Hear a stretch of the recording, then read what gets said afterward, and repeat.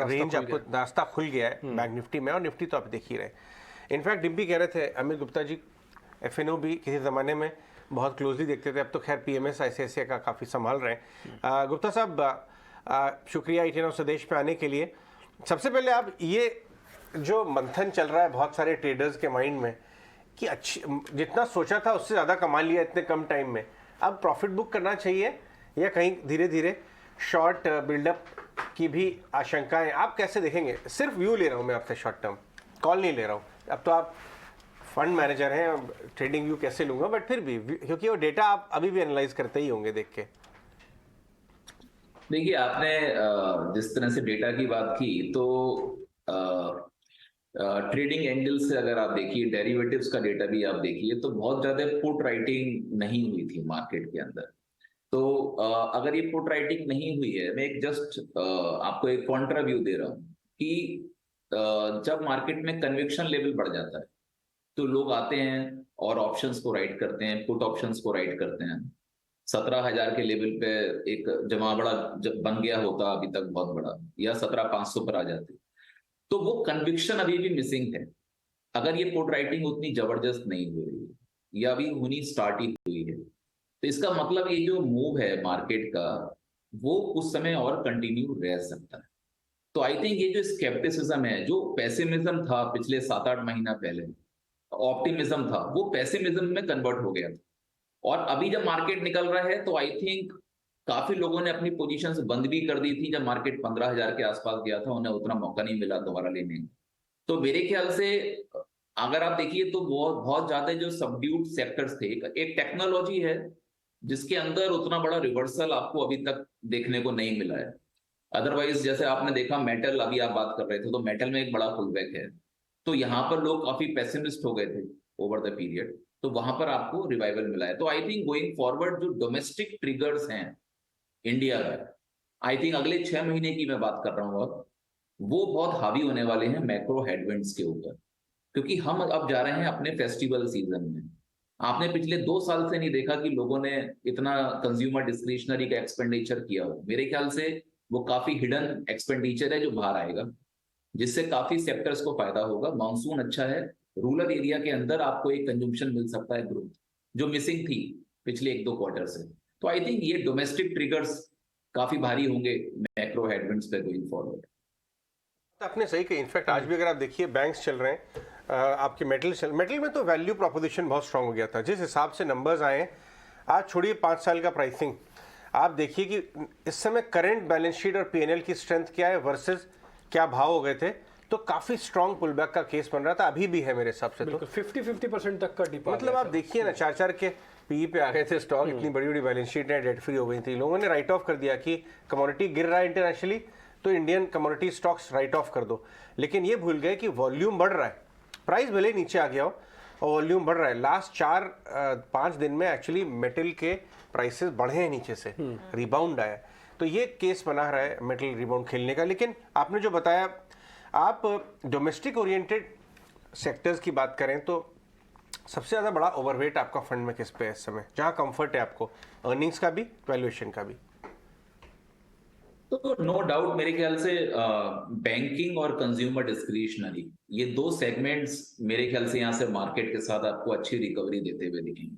Consumer discretionary particularly I think, क्योंकि पिछले 2-3 quarter से हम लगातार देख रहे थे कि इनके मार्जिन्स काफी प्रेशर में थे। चाहे आप पेंट्स देखिए, चाहे आप एडेसिव्स को देखिए, चाहे आप इलेक्ट्रिकल कंज्यूमर गुड्स को देखिए, सबके अंदर एक ही प्रॉब्लम थी कि इनके मार्जिन्स बहुत स्क्यूज हो गए थे। तो ग्रॉस मार्जिन में हमने 7% 8% तक का डिक्लाइन आता हुआ देखा था।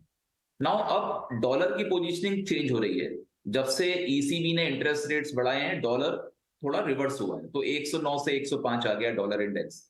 कॉमोडिटीज के अंदर अगर आप देखिए तो अभी एकदम से डिक्लाइन आया है, क्योंकि कुछ रिसेशन की बात हो रही थी। तो अब यहां पर एक थोड़ी वॉलिटिलिटी है, बट मेरे ख्याल से ये जो कॉमोडिटी का डिक्लाइन है, ये बेनिफिट देगा अब आपके अगले क्वार्टर और उसके अगले क्वार्टर के अंदर इन कंपनीज को, और वॉल्यूम ग्रोथ के अंदर कोई सेक्रीफाइस नहीं होगा। आप देखिए वॉल्यूम ग्रोथ काफी अच्छा इंटैक्ट है इन कंपनीज के अंदर। दैट शोज कि अब आप जैसे ही मूव करेंगे फेस्टिवल सीजन में, आपको वहां पर ग्रोथ मेंटेन होती भी दिखेगी, और ये जो मार्जिन हैं, आई थिंक ये अच्छे बेटर होते हुए दिखेंगे गोइंग फॉरवर्ड। तो which is good, I think numbers अच्छे आएंगे तो स्टॉक्स पहले ही पार्टिसिपेट कर जाएंगे अगले 1-2 महीने के अंदर। बिल्कुल, ऑफ कोर्स यहाँ पर ताज़ा आंकड़े भी जो इनफैक्ट आते हुए दिखे हैं, एफआईआईज़ के फंड फ्लोज भी काफ़ी मजबूत। लेकिन ऐसे में इंटरेस्ट रेट सिनेरियो को आप कैसे देख रहे हैं? क्योंकि आरबीआई की क्रेडिट पॉलिसी जब हमने देखी, जो एंटिसिपेटेड था उसी तरह का आउटकम भी आता हुआ दिखा। अगले 3 से 9 महीनों की अगर बात करें, क्या दरों में कटौती की उम्मीद एक बार की जा सकती है? तो आई थिंक देखिए, जो इंटरेस्ट रेट्स इंडिया में बढ़ रहे हैं वो इसलिए बढ़ रहे हैं क्योंकि यूएस में इंटरेस्ट रेट्स बढ़ रहे हैं। अगर आप यूएस में इंटरेस्ट रेट्स नहीं बढ़ते और हमारा इन्फ्लेशन यहीं पर 6.5% और 7% पर होता तो शायद हम 50 बिप्स की रेट हाइक्स नहीं देखते। तो क्वेश्चन ये है कि क्या यूएस में इंटरेस्ट रेट्स बढ़ेंगे? तो मेरे ख्याल से दिसंबर 2021 तक का वहां की जो बॉन्ड यील्ड्स थी, उन्होंने 3.5% का हाई को हिट किया था। तो वहां पर उन्होंने फैक्टर कर लिया था कि 3.5% तक का रेट हाइक होने वाला है यूएस में। आज 75 बिप्स के 2 हमने बड़े हाइक्स देखे लगातार, तो अब वो हो गए 2.5%। तो यहां से आप 1% तक का हाइक मार्केट और ऑलरेडी फैक्टर करके चल रहा है जो यूएस मार्केट में अगले 5-6 महीने में हो सकता है। तो यहां पर अगर कॉमोडिटी, तो यहां पर एक पॉजिटिव सरप्राइज हो सकता है मेरे ख्याल से मार्केट्स के लिए, और इसलिए यूएस मार्केट्स ने भी रिकवरी ली है कि अगर 1% का हाइक नहीं हुआ और कमोडिटीज का डिक्लाइन, अगर ये सो कॉल्ड रिसेशन वगैरह की जो बातें हो रही हैं, इन्वर्टेड यील्ड कर्व है, उसकी वजह से अगर कमोडिटीज में एकदम से रिवाइवल नहीं आया, तो I think it is possible कि यूएस में आपको उतना बड़ा हाइक नहीं मिले और इंडिया में भी इंटरेस्ट रेट के अंदर, क्योंकि हमारा हाइक उतना तेजी से नहीं होने वाला है जितना यूएस में। और नाउ सेंट्रल बैंक ने बहुत क्लियरली बोला है कि इट इज पॉसिबल कि टुवर्ड द ईयर एंडिंग आप 6% के भी नीचे आ जाओ। तो I think which is going to be good. और मॉनसून स्प्रेड आउट हुआ है, हालांकि नॉर्थ वेस्ट और नॉर्थ ईस्ट में मॉनसून की एक्टिविटी थोड़ी कम है, बट अभी हमने ऑब्जर्व किया है कि वहां पर भी मॉनसून आना स्टार्ट हो गया है। तो कुछ एक क्रॉप्स हैं जहां पर इन्फ्लेशन मिलेगा। फॉर एग्जाम्पल राइस है जहां पर 17% तक का आपको प्रोडक्शन कम मिला है, बट वहां थोड़ा फेवरेबल ये है कि एफसीआई के पास आज इन्वेंट्री अच्छी है राइस वगैरह की। तो I think overall India is in a good position right now. ठीक है अमित जी, एक चीज़ ये पता करनी, जैसे यूएस चला काफ़ी स्पीड से रिकवरी आई, ऐसे इंडिया के अंदर भी रिकवरी का पाथ वही था। आपने इंटरेस्ट रेट का सिनेरियो भी यूएस के साथ ही कनेक्ट किया कि यूएस में इंटरेस्ट बढ़ रहा है तो यहाँ पे भी इंटरेस्ट बढ़ रहा है। लेकिन एक चीज़ पे आके ना यूएस और इंडिया थोड़ा सा अलग अलग हो गया है। वो ये है कि यूएस में बोला जा रहा है कि रिसेशन आ सकता है, आधे स्वर में भले बात हो रही हो लेकिन हो रही है। वही रिपोर्ट ये कहती है कि भारत में रिसेशन के कोई दूर दूर तक चांसेस नहीं है।